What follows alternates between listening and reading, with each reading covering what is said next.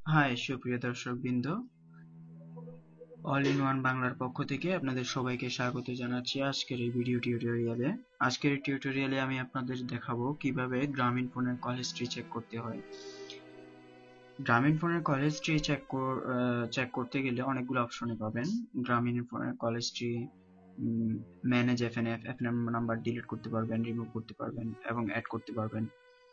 এরপর আপনি যা করতে পারবেন, রিচার্জ হিস্ট্রি চেক করতে পারবেন। আপনি ওই গ্রামীণ ফোনের নাম্বার থেকে অনলাইনের মাধ্যমে এসএমএস পাঠাতে পারবেন। এছাড়াও অনেক সুবিধা আছে, যেমন গ্রামীণ ফোনে ওয়েলকাম টিউন অ্যাক্টিভ করতে পারবেন, সার্ভিসগুলো অ্যাক্টিভ করতে পারবেন, ডিঅ্যাক্টিভ করতে পারবেন। সো দ্যাট আমরা চলুন কিভাবে এটা করতে হবে। প্রথমে গ্রামীণ ফোনের একটা ওয়েবসাইট আছে, ওই ওয়েবসাইটে আপনার মোবাইল ফোন অথবা কম্পিউটার থেকে লগ ইন করতে হবে। মোবাইল ফোন এবং কম্পিউটার দুইটা দিয়ে পারা যাবে। ওয়েবসাইটটা হচ্ছে webserve.graminphone.com/ekr/facas/index.jsp। সো আপনারা চাইলে এই ওয়েবসাইটটা আপনার মোবাইল ফোনের ব্রাউজার অপেরা মিনি অথবা ইন্টারনেট নামে যে ব্রাউজারটা আছে ওটা দিয়েও ঢুকতে পারবেন। তো চাইলে আপনার কম্পিউটার থেকেও করতে পারবেন, যেভাবে চান আপনারা এটা ভিউ করতে পারবেন, কোনো সমস্যা হবে না। তো অ্যাড্রেস বারে এটা লিখবেন, লেখার পরে আপনি গো অথবা এন্টার চাপ দিবেন। এন্টার চাপ দেওয়ার কিছুক্ষণের মধ্যে আপনার কাছে এই ধরনের একটা পেজ শো করবে। তো আপনার এখানে মোবাইল নাম্বার এবং পাসওয়ার্ড চাইতেছে। তো যেহেতু আপনার অলরেডি মোবাইল নাম্বার এবং পাসওয়ার্ড নেই, মোবাইল নাম্বার থাকলেও কিন্তু পাসওয়ার্ড নেই, সেহেতু আপনাকে অ্যাকাউন্ট ক্রিয়েট করতে হবে। তো ক্রিয়েট নিউ ই কেয়ার অ্যাকাউন্টের মধ্যে আপনাকে ক্লিক করতে হবে। এখানে রেজিস্ট্রেশনটা বলে রাখি, একদম সহজ, রবির মতো এত ঝামেলা নেই। তো রবিতে আমরা হয়তো আমার আগের ভিডিওতে দেখেছিলেন যে রবিতে কিভাবে কল লিস্ট চেক করতে হয়। আপনি যদি না দেখে থাকেন তাহলে স্ক্রল করে অল ইন বাংলার ভিডিও প্লে লিস্টে অথবা ভিডিওতে ঢুকে দেখতে পারবেন রবি সিমের কিভাবে কল লিস্ট চেক করতে হয়, রিচার্জ হিস্ট্রি সহ অনেক কিছু দেখতে পাবেন। তো আপনারা চাইলে ওই ভিডিওটাও দেখতে পারেন। তো কথা না বাড়িয়ে আমরা দেখিনি কিভাবে আমার গ্রামীণ ফোন নাম্বারটা রেজিস্ট্রেশন করতে হয়। তো রেজিস্ট্রেশন করার জন্য আপনার গ্রামীণ ফোন নাম্বারটা জানা থাকতে হবে, আপনার অথবা আপনার বন্ধুর নাম্বার, যে যাই হোক। তো *2# এই নাম্বার ডায়াল করে নাম্বারটা জানবেন। প্রথমে 017 এর পর বা পরের অংশটা দিবেন। 017 এর পরে 20772570। এখানে নাম দিতে পারেন, যে কোনো কিছু লিখতে পারেন, যে কোনো কিছু লিখতে পারবেন, কোনো অসুবিধা নেই। আর ইমেল আইডি এটা হচ্ছে অপশনাল, এটা দিলেও দিতে পারেন, না দিলেও নেই। তবে এই I have read and agree the terms and of use এই অপশনে আপনাকে অবশ্যই চেক দিতে হবে। এরপর ক্রিয়েট মাই অ্যাকাউন্টের মধ্যে ক্লিক দিলে আপনার মোবাইল নাম্বার একটা এসএমএস চলে যাবে। দুঃখিত, আমি অলরেডি এটা রেজিস্ট্রেশন করে ফেলেছিলাম, যার কারণে আমাকে বলতেছে try forget to password to read app. তো আমরা আসলে পাসওয়ার্ড ফরগেট করতে হবে, এই জন্য হোম বাটনে ক্লিক দিব। আপনার কিন্তু অ্যাকাউন্ট নাম্বারে এসএমএস চলে যাবে। যদি না যায়, আমার মতো এই ধরনের কিছু দেখায়, তাহলে আপনি ফরগেট পাসওয়ার্ডের মধ্যে ক্লিক দিবেন। লক্ষ্য করুন, ফরগেট পাসওয়ার্ড, এখানে মোবাইল নাম্বার,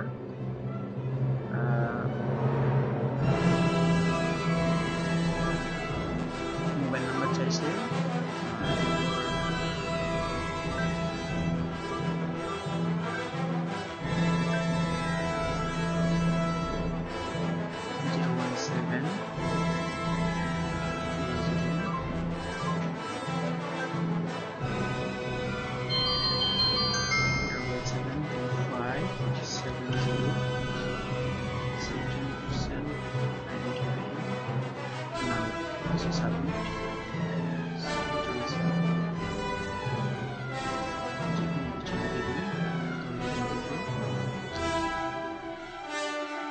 তো আমার এখানে সমস্যা হয়ে গেছে, কোনো সমস্যা নেই। তবে আপনাদের এখানে সমস্যাটা হবে না, আমার কাছে কিন্তু পাসওয়ার্ড আছে, আমি পাসওয়ার্ড দিয়ে লগ ইন করতেছি।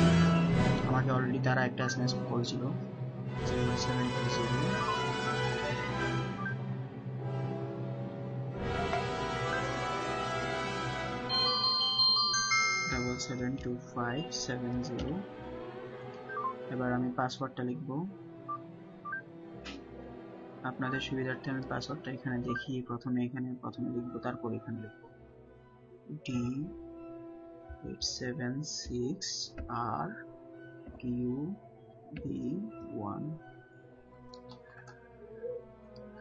তো আমি এখান থেকে পেস্ট করে দিয়ে দেখি ধরে কিনা। ধরবে। লগইন।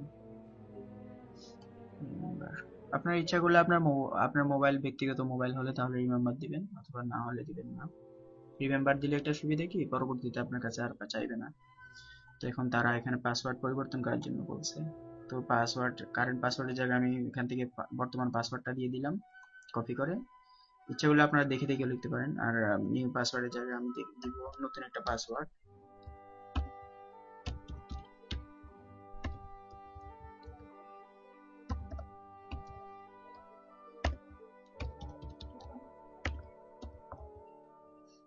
এখানে একটা সিক্রেট কোশ্চেন নাম্বার চাইতেছে।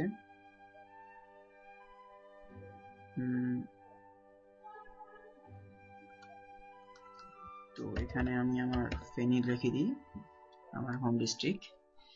সো আমি যে পাসওয়ার্ডটা দিয়েছিলাম, আমি পাসওয়ার্ডটা এরকম দিয়েছি,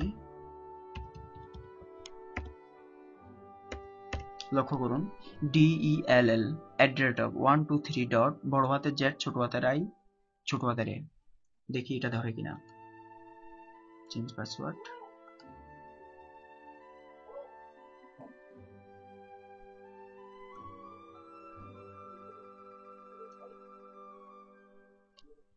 আশা করি হয়ে যাবে।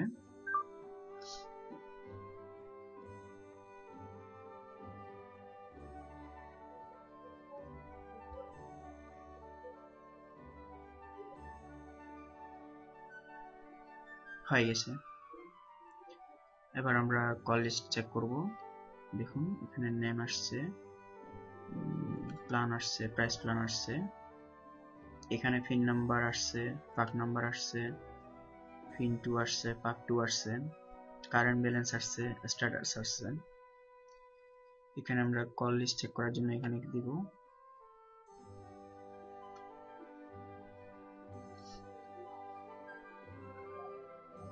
এখানে সর্বশেষ 5টা কল শো করবে।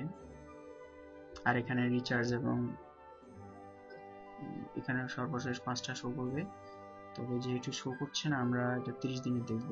25/11 আমরা 1 নভেম্বর থেকে 25 নভেম্বর পর্যন্ত দিব সাবমিট। ওকে।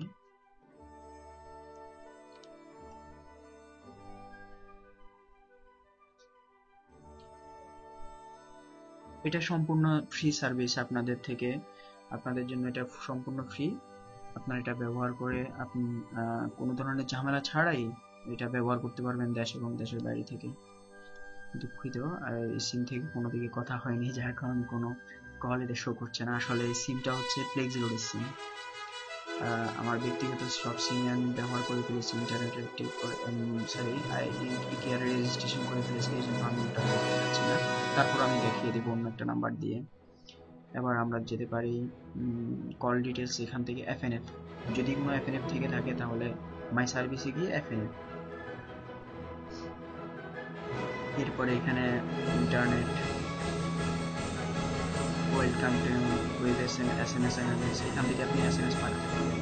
লস্ট ফোন বার্নিং, এখানে আর অনেক কিছু আছে। আপনি আপনার প্ল্যান চেঞ্জ করতে পারবেন, অথবা বন্ধু, সহজ, অথবা অন্যান্য অনেকগুলা তাদের প্যাকেজ আছে, আপনার প্যাকেজগুলো পরিবর্তন করতে পারবেন। এখানে কোনো FNF নাম্বার নেই। আপনি যদি FNF করতে চান তাহলে এখানে এভাবে নাম্বারটা দিয়ে অ্যাড নিন FNF নাম্বারে দিলে আপনার মোবাইলে একটা ওয়ান টাইম ভেরিফিকেশন দিয়ে যাবে, তারপর FNFটা আমার নাম্বারটা FNF নিয়ে নিলাম। এখান থেকে ইন্টারনেট সার্ভিস, আপনি ইন্টারনেট অ্যাক্টিভ করতে পারবেন। বর্তমানে কোন মোবাইলে ব্যবহার করছে সেই মোবাইলের মডেল নাম্বার দেওয়া আছে, IMEI নাম্বার দেওয়া আছে। আর এরপরে ইন্টারনেট কনফিগারেশনও পাঠাতে পারবেন এভাবে। এটা হচ্ছে ইন্টারনেট কনফিগারেশন পাঠানোর সিস্টেম। আর এখান থেকে আপনি ইন্টারনেট অ্যাক্টিভ করতে পারবেন।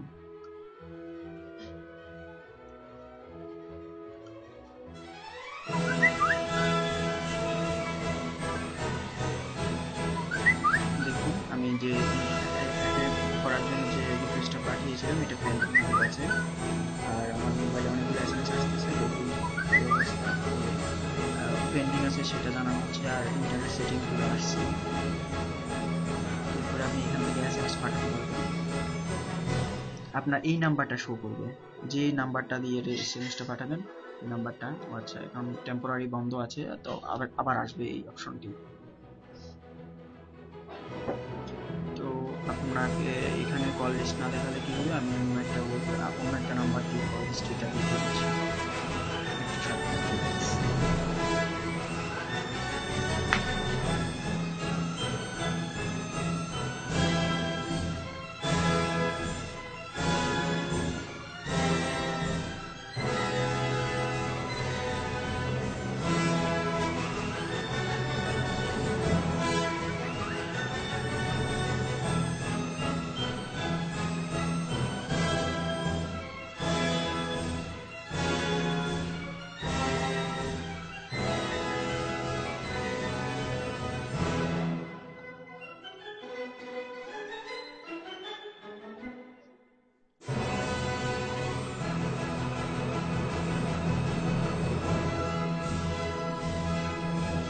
চলে এসেছে, এখানে সর্বশেষ 5টা শো করেছে। দেখতে চাই এখানে কারেন্ট ব্যালেন্স শো করেছে, আমরা 1 মাসের পুরো দেখব।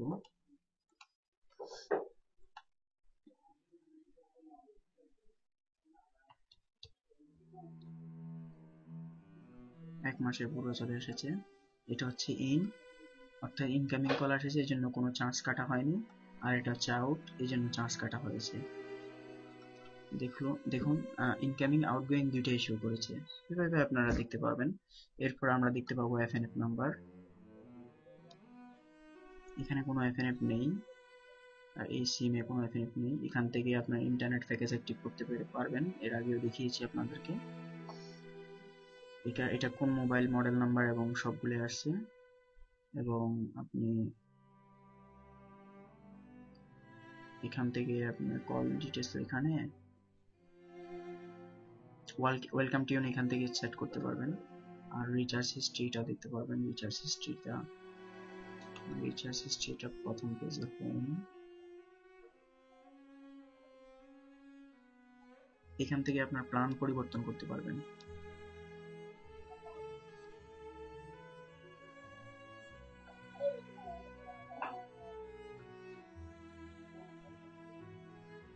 এটা হচ্ছে ফিন এবং পাক নাম্বার। ভিউ হিস্ট্রি, রিচার্জ হিস্ট্রির মধ্যে ক্লিক দিলে আপনার সর্বশেষ 5টা দেখাবে।